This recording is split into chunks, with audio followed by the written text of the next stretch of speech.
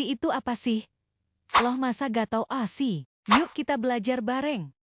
OSI adalah suatu konsep yang memungkinkan pertukaran informasi antara berbagai jenis sistem komunikasi komputer. Singkatan, OSI sendiri merupakan kependekan dari Open Systems Interconnection. Setiap lapisan dalam model OSI memiliki fungsi yang berbeda-beda, namun saling terkait untuk menyediakan kerangka kerja yang terstruktur bagi komunikasi data dalam jaringan komputer. Nah kan udah tahu apa itu OSI? Yuk sekarang kita mengenal 7 lapisan OSI. Yang pertama yaitu lapisan fisik, yang kedua lapisan tautan data, yang ketiga lapisan jaringan, yang keempat lapisan pengangkatan, yang kelima lapisan sesi, yang keenam lapisan presentasi, dan yang ketujuh lapisan aplikasi.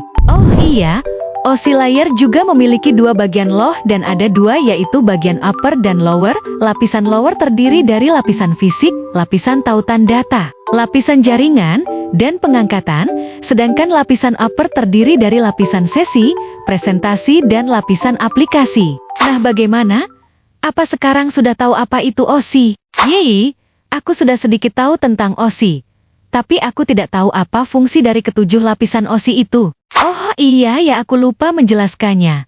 Yuk kita belajar memahami fungsi-fungsi 7 lapisan OSI. Fungsi lapisan pertama yaitu fisikal, adalah menentukan kecepatan, tegangan, besaran fisik dan juga mengalirkan bit antara perangkat. Berdasarkan modelnya, fungsi dari layer ini mendefinisikan media transmisi jaringan, metode pensinyalan, topologi jaringan, pengkabelan dan membangun arsitektur jaringan itu sendiri. Lapisan kedua atau data link yaitu berfungsi mengatur pengiriman data frame dari satu perangkat ke perangkat lain di satu jaringan fisik, menyediakan deteksi dan koreksi kesalahan. Contoh, MAC, Media Access Control, PPP, Point-to-Point Protocol.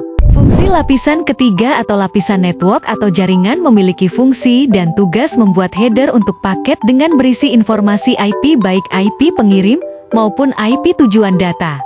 Fungsi lapisan keempat atau lapisan transport layer memiliki tugas memecah data menjadi beberapa paket data, di mana paket tersebut diberi nomor urut. Transport layer pun bisa menyediakan transfer yang transparan dan juga reliable. Bahkan, juga tersedia multiplexing, kendali aliran, dan juga pemeriksaan error diikuti cara perbaikannya.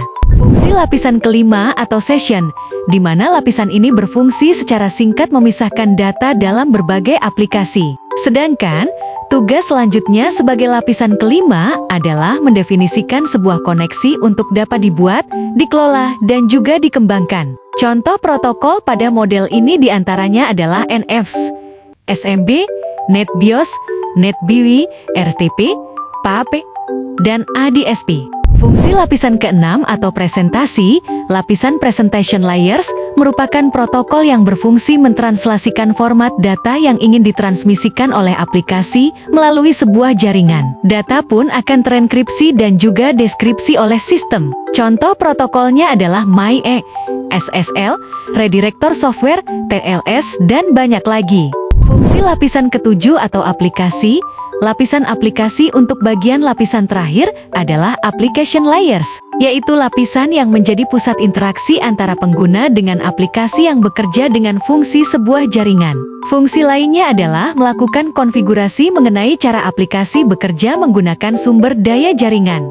Kesimpulannya, dari gambaran ini, tentu dapat Anda peroleh kesimpulan bahwa OSI layer merupakan sebuah sistem atau protokol standar yang memungkinkan proses pertukaran informasi dari berbagai jaringan atau sistem operasi komputer berjalan dengan minim kendala dan lancar.